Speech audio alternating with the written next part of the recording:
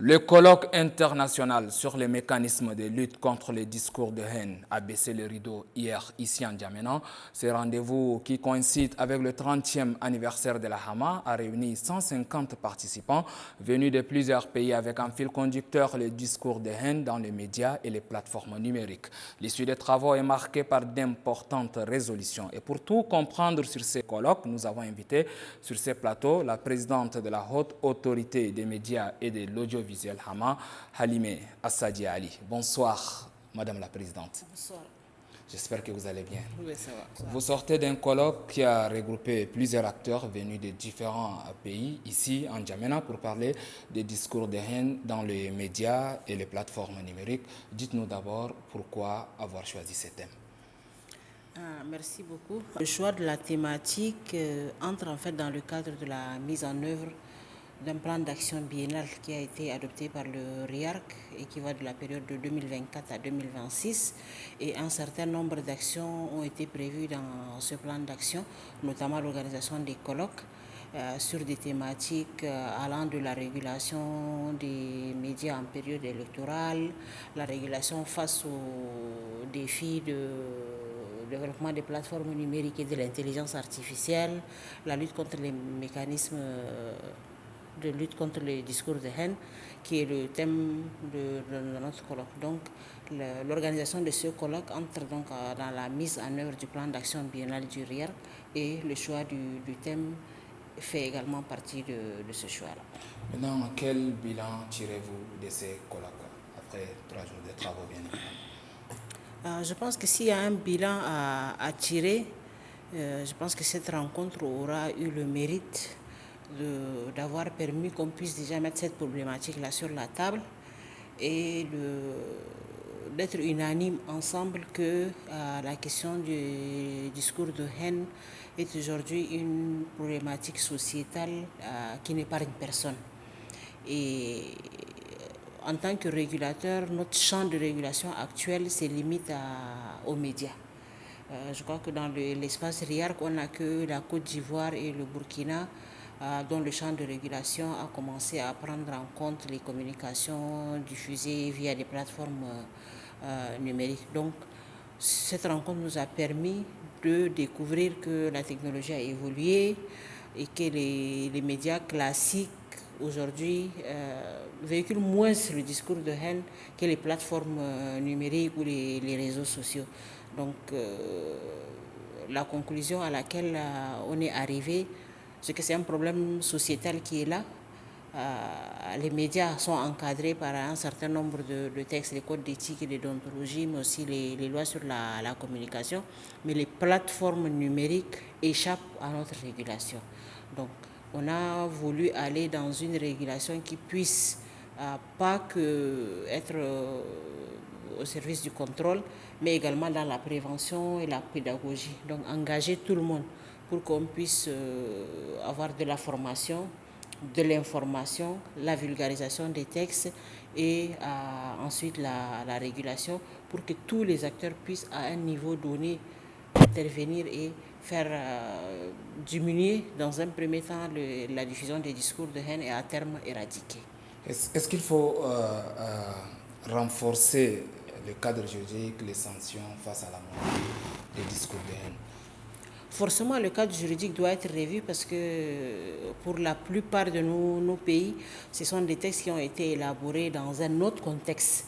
Aujourd'hui, le contexte a évolué et je pense qu'au-delà du développement de la technologie avec les plateformes numériques ou les réseaux sociaux, aujourd'hui on parle d'intelligence artificielle et on doit nous arrimer à ce développement-là pour que les textes puissent répondre au contexte actuel, mais aussi permettre de former, d'encadrer et de vulgariser ces textes-là pour que déjà en tant que professionnel des médias, on puisse être au même niveau que nos confrères et consoeurs à travers le monde et qu'on puisse être en mesure de pouvoir faire un travail qui répond au contexte actuel. Madame la Présidente, vous venez de dire que les médias digital, en fait, digitaux, les plateformes digitales échappent un peu à la régulation et vous allez préconiser la formation. Maintenant, comment est-ce que vous allez vous prendre peut-être pour relever ces défis? Pour relever le défi, au colloque, on n'était pas qu'entre régulateurs. Il y avait les régulateurs, il y avait les responsables des médias, les responsables des organisations professionnelles, des universitaires, des acteurs du monde numérique, mais aussi des représentants de la société civile. Et nous voulons engager une dynamique commune pour qu'on ne soit pas que dans le contrôle et la répression ou la sanction, mais qu'on puisse être dans une dynamique de prévention, d'encadrement, de pédagogie avant d'arriver à la sanction. Donc je pense qu'au premier niveau, on aura besoin de faire de la sensibilisation, de la formation, et ces acteurs-là vont accompagner. Ensuite, pour revoir les textes, il y a également un certain nombre de structures, d'organisations qui doivent nous accompagner pour qu'on puisse pas juste faire changer les textes pour les changer, mais avoir des textes qui répondent au développement de la technologie, qui répondent et qui sont arrimés à nos réalités quotidiennes, à l'exercice quotidien de la profession au Tchad, et qu'on puisse accompagner également les professionnels et les organisations à pouvoir encadrer. Parce qu'aujourd'hui, les plateformes numériques, ce n'est pas des médias. Et tous ceux qui y vont là-bas ne rentrent pas dans le processus de fabrication ou de mise à disposition de l'information. Donc je pense qu'il y a tous ces niveaux-là à faire avant de pouvoir arriver à la régulation proprement dite. Et la liberté d'expression était un droit fondamental, et dans ces combats, Madame la Présidente, comment est-ce que vous entendez faire pour ne pas restreindre cette liberté s'il faut lutter contre les discours de haine? La liberté ne sera pas restreinte, c'est un droit. Mais quand on exerce un droit, il est dans un champ bien précis et il doit répondre aussi à un certain nombre de principes. Parce qu'on dit ma liberté s'arrête là où commence celle des autres. Donc la liberté de presse, elle va être respectée, elle va être accompagnée, encadrée, mais nous devons faire en sorte qu'en tant que professionnels des médias, le travail qui sera fait par les médias puisse répondre aux attentes, aux aspirations, aux réalités de nos sociétés et accompagner le développement de nos sociétés. Nous ne devons pas être des médias ou des professionnels des médias qui attisent ou qui diffusent la haine. Donc je pense qu'il y a un travail d'encadrement qui se fait, mais il n'impactera en rien la liberté de la presse. Beaucoup pensent qu'avec l'avènement des plateformes digitales, avec la montée en puissance des plateformes digitales numériques, bien évidemment, le discours de haine est accentué. Est-ce que vous confirmez cela? Exactement, le discours de haine est accentué parce que si vous allez dans les médias formels, les médias classiques, déjà au niveau du code d'éthique et de déontologie, il ne permet pas qu'on puisse diffuser des discours de haine. Ensuite, il y a tout ce qu'il y a comme arsenal réglementaire et juridique qui encadre ces. Maintenant, dans les plateformes numériques, comme elles ne sont pas régulées, tout le monde se retrouve là-bas. Et maintenant, avec un développement aussi fulgurant que celui qu'on connaît, à la minute, vous touchez le monde entier. Donc les discours vont plus vite, plus loin et touchent plus de monde. Donc l'avènement des plateformes numériques, des réseaux sociaux a vraiment accentué la diffusion de ces discours. Parce qu'aujourd'hui, peut-être pas tous les médias, mais au-delà de 95%, je pense que les médias ne sont plus dans cette logique de diffusion de discours de haine.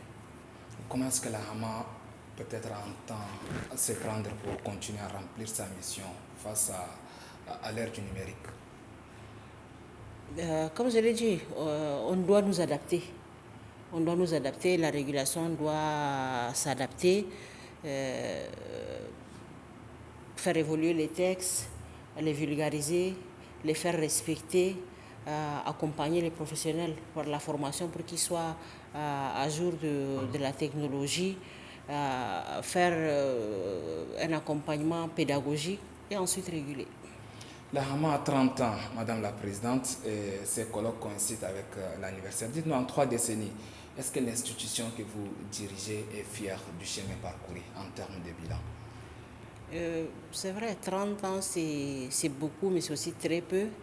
Et je pense que les bases de la régulation ont été jetées. En 1994, le HCC a été créé dans un contexte complètement différent de celui qu'on a aujourd'hui. On n'avait pas beaucoup de médias, le paysage médiatique n'était pas libéralisé, mais je pense que du HCC à la Hama, il y a eu quand même le mérite de pouvoir jeter les bases de la régulation, ouvrir l'espace médiatique. Aujourd'hui, il est assez étoffé on a pratiquement 200 médias et on a eu quand même du chemin, même s'il n'a pas toujours été facile. Mais je pense qu'aujourd'hui, les 30 ans ont permis de jeter les bases de la régulation, de pouvoir avoir un paysage médiatique assez étoffé, d'avoir eu les premiers textes, et je pense que le cheminement sera plus aisé. Comme dernière question, Madame la Présidente, dites-nous quelle perspective, quel projet l'AMA envisage-t-elle pour les prochaines années? Bon, les perspectives, c'est que, comme je l'ai dit tout à l'heure, les champs de la régulation sont en train de s'élargir. Donc je pense qu'on doit nous préparer à aller vers cela. Ça implique quoi? Ça implique qu'on puisse nous-mêmes être formés en tant que régulateurs, qu'on puisse accompagner la formation des professionnels des médias, qu'on puisse revoir nos textes, mais aussi les faire connaître, les vulgariser, les faire maîtriser par les professionnels, sensibiliser, former, informer l'ensemble de la société. Parce qu'aujourd'hui, le travail des médias ne se limite pas qu'aux professionnels. Il embarque toute la société et je pense qu'il faut aussi informer et préparer la société à accompagner les médias pour qu'ils puissent vraiment être au service de la société. Comme autre grand projet, on a le projet de la maison de la presse qui est en train de piétiner depuis des années, mais je pense que là, on est en train de faire des grands pas. On a le site de la maison de la presse, la maquette est validée. Je pense que le processus de construction sera lancé très bientôt. Et à terme, d'ici 1-2 ans, je pense qu'on aura une maison de la presse qui servira de cadre de rencontre, d'échange, de formation, d'épanouissement pour l'ensemble de la presse. Et je pense qu'à terme, ce qu'on vise, c'est avoir une presse professionnelle, bien formée, responsable et qui accompagne le développement de notre pays. Merci, Madame la Présidente, d'avoir Merci à vous. répondu à notre invitation. Merci.